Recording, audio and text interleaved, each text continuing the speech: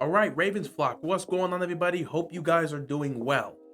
It's been a tough day for me today. I will not lie to you. Today's been a lot. It has been a wave of emotions. I'll leave it at that. Just be sure to appreciate life and appreciate the important people in your life while they're still here. Just appreciate them and spend as much time as possible with them because life can get crazy, man.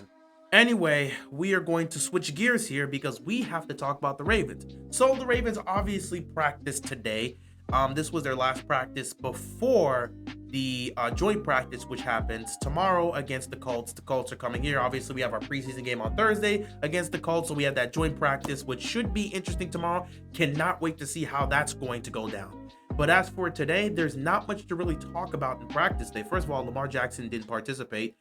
He was out with a pre-planned absence, so there's a personal issue he was dealing with. We don't know much about that. We don't need to know. That's none of our business. But this was already pre-planned. They had already known that, so the Ravens weren't shocked. They expected this. It was pre-planned, so this was to be expected. Anyway, he wasn't at practice today, and even if he would have been at practice today, there's not much to really speak about. The Ravens kept everything relatively light. It felt more like a walkthrough, not much of a practice. They still tried to keep the intensity there, but not much to really see. Obviously, they did that because they're going to have an intense practice with the Colts tomorrow. That is where it's really going to get intense. So they tried to keep everything relatively light, relatively simple. They did do a practice, but it probably felt more like a walkthrough than the practice.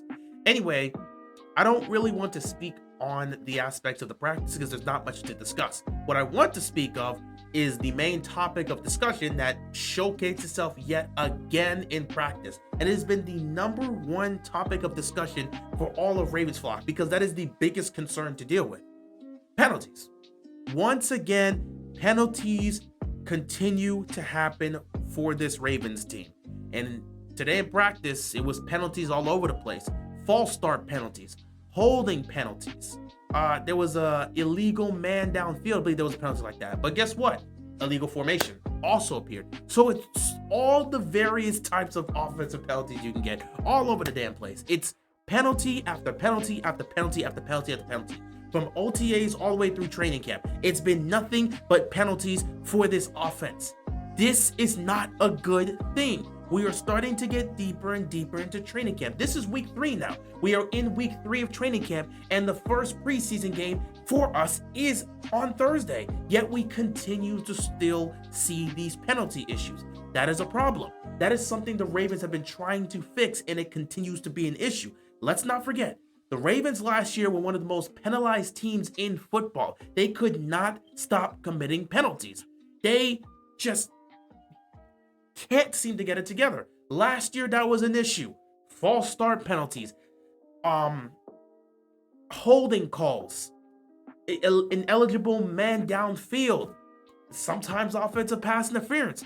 The one that pissed everybody off, the biggest one that we all remember in Kansas City week 1, illegal formations. I mean, how many times is this team going to continue to commit all these penalties? They did that all through last year. Despite that, they were still a top 3 offense. They were one of 3 offenses to average 30 points a game. They probably would have averaged more if it wasn't for all these penalties that killed the drives. And yet here we are in 2025, the season getting ready to start in a little over a month, and these penalties continue to plague the Ravens. They still haven't gotten it together. They have plenty of time to get it together, but the fact that we're still seeing it 3 weeks into training camp is a bit of a problem. If they can't get this penalty issue together, it's going to be another issue for the Ravens to have to deal with come regular season. And it's going to be an aspect that is going to continue to kill drives. This is a problem. I don't know what it's going to take to fix these penalty issues, but they've got to get it done. And of course, we all understand the reason why we're seeing some of these penalties. When it comes to pre-snap penalties, such as the false starts, we understand. We were already told. Todd Monken himself told us that. They are implementing a lot more cadences to the pre-snap motions. So they're implementing a lot more cadences. Sometimes that's going to be difficult to get right, and you're going to have moments where certain guys are going to jump off sides.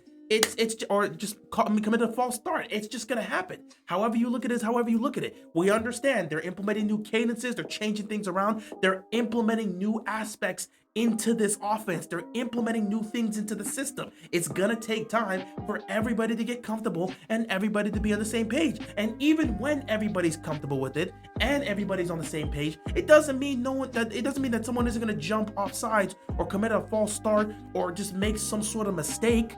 Even with everyone being on the same page from time to time, it's gonna happen. It's gonna be an occasional thing. That's fine. We're not saying that this offense can't commit any penalties. Penalties are gonna happen. It's part of the game. But it should not be so frequent. It should not be so consistent to the point where you're one of the main leaders in the league in penalties, because it kills drives, it kills momentum, it could potentially take away scoring.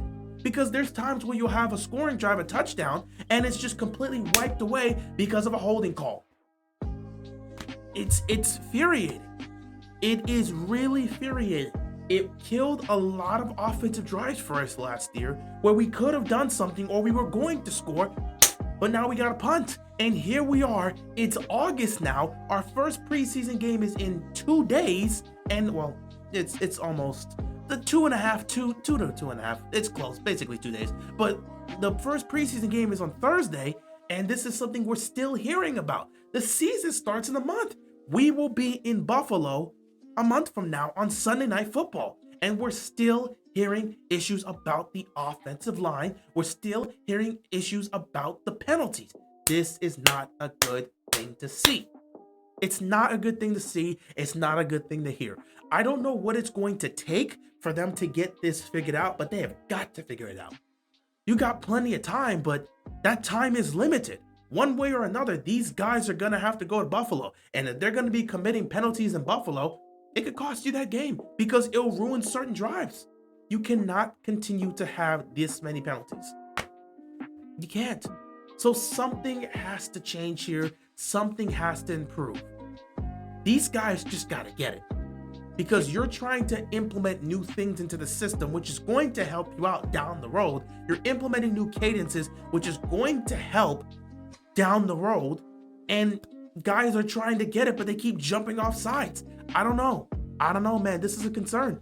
This is a concern because the offensive line overall through camp, they've had moments where they've been concerning, but they've also had moments where they've looked well. So I feel like from a blocking perspective, they're doing a relatively decent job, and I think they're getting better and better. They're slowly starting to figure things out. We'll see what happens in the preseason. I think you really want to test out that left guard and position between Ben Cleveland and Andrew Voorhees.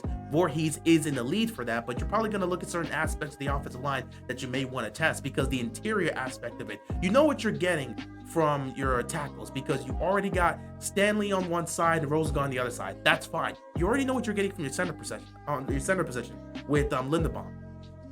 You may look a little bit at Falele, but you're certainly going to pay attention to Voorhees and Cleveland for that left guard position. I think they're doing a better job than what they were presenting early on in training camp. I think they're starting to get a little bit more in terms of blocking and protection. We saw that in the stadium practice. I think they did a much better job than what we saw earlier on, but the penalties are still happening. We saw it yesterday with the practice. First play of 11 on 11s, boom, false start. Like these penalties continue to happen. This has to get fixed. This has to improve. The season starts in a month. This cannot continue to happen. If it bleeds into the season, you're going to be one of those teams that's leading the league in penalties, and you don't want to be at the top of that chart. So they've got to get it together, man. But other than that, not much to really talk about in practice. We're all excited and waiting to see what happens tomorrow because that practice, that specific joint practice against the Colts should be a fun one. It's going to be the first time they're going up against an opponent. And yes, it's practice, but it's really going to feel like football's back when you finally get to tackle somebody. You finally get to play against another team. It feels like you're playing the game again. So I cannot wait to see how that's going to go. I'm so excited to see what some of these players are going to do, specifically defensively.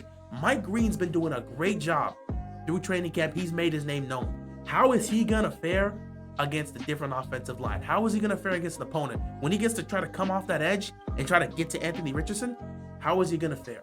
It should be very interesting to see. But that's for tomorrow. Anyway, guys, I appreciate you guys tuning in. Thank you so much for watching, and I will see you guys tomorrow. We'll see what happens at that joint practice. Until then, guys, be sure to stay safe and peace out.